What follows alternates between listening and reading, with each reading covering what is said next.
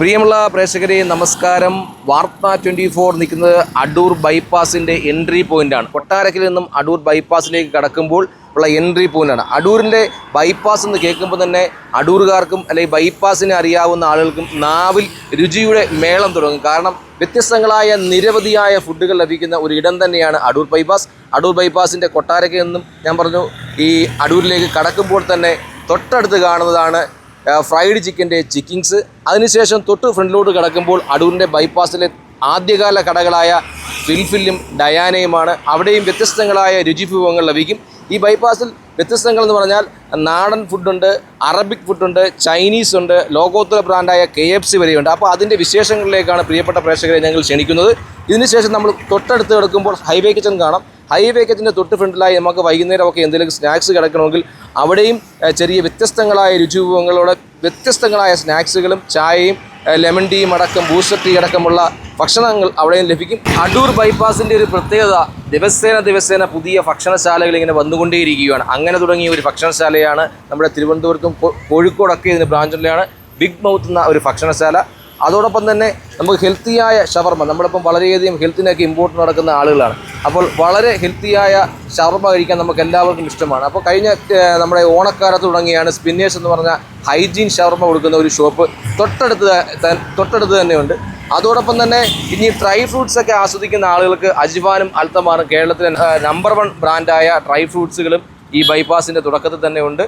ഈ ഹൈവേ കിച്ചൻ്റെയും ഈ പറയുന്ന സ്പിന്നേഴ്സിൻ്റെയും ബിഗ് മൗത്തിൻ്റെ തൊട്ട് സൈഡിലായി തന്നെ അൽത്തമാറും അജ്വാനും ഒക്കെ പ്രവർത്തിക്കുന്നുണ്ട്. അപ്പോൾ കൂടുതൽ വിശേഷങ്ങൾ വീണ്ടും എത്തിക്കാം.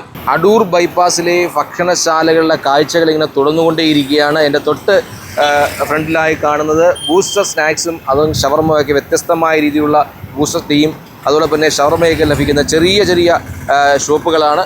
അങ്ങനെ ഈ കാഴ്ചകളിലേക്ക് വീണ്ടും അടൂരിൻ്റെ പ്രേക്ഷകരിലെ ഞങ്ങൾ ക്ഷണിക്കുകയാണ്. കാഴ്ചകൾ ഇങ്ങനെ തുടരുകയാണ്. അടൂർ ബൈപ്പാസിൻ്റെ ആദ്യകാല ഭക്ഷണശാലകളാണ് ഇതിന് തൊട്ടുപിറകിൽ കാണുന്നത്.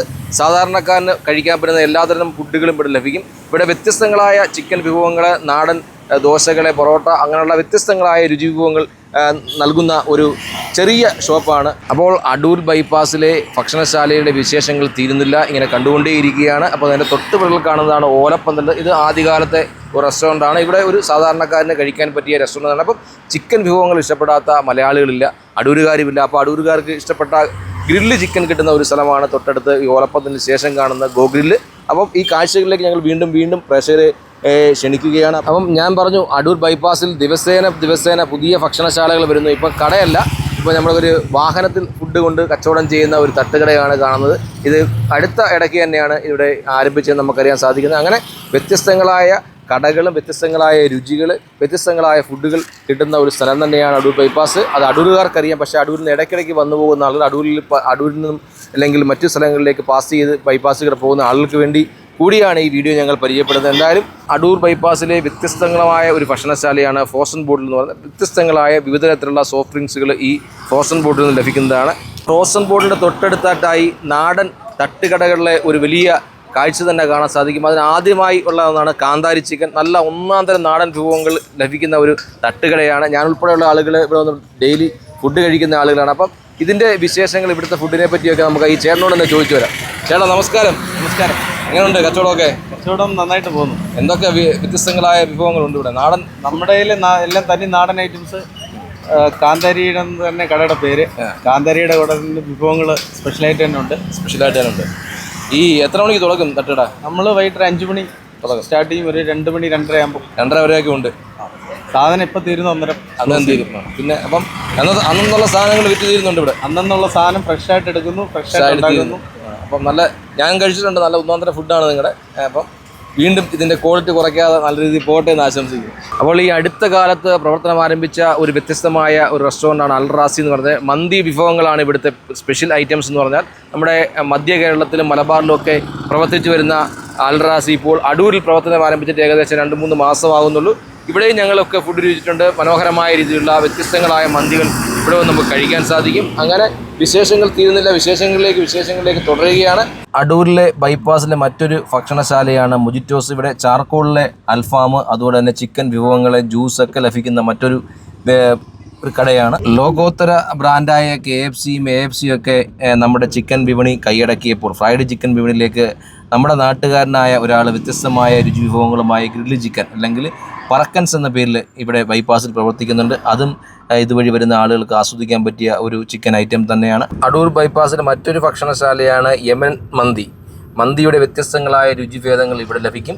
ചിക്കനും മന്തിയും ഒക്കെ കഴിച്ച് മടുത്ത ആളുകൾക്ക് അടൂരിൻ്റെ പ്രിയപ്പെട്ട അമ്മച്ചിക്കടയുണ്ട്. ഇവിടെ വന്നു കഴിഞ്ഞാൽ പൊതിച്ചോറുണ്ട്, ചട്ടിച്ചോറുണ്ട്, അങ്ങനെ വ്യത്യസ്തങ്ങളായ നാടൻ രുചിവിഭവങ്ങൾ നമുക്ക് അനുഭവിച്ചറിയാൻ സാധിക്കും.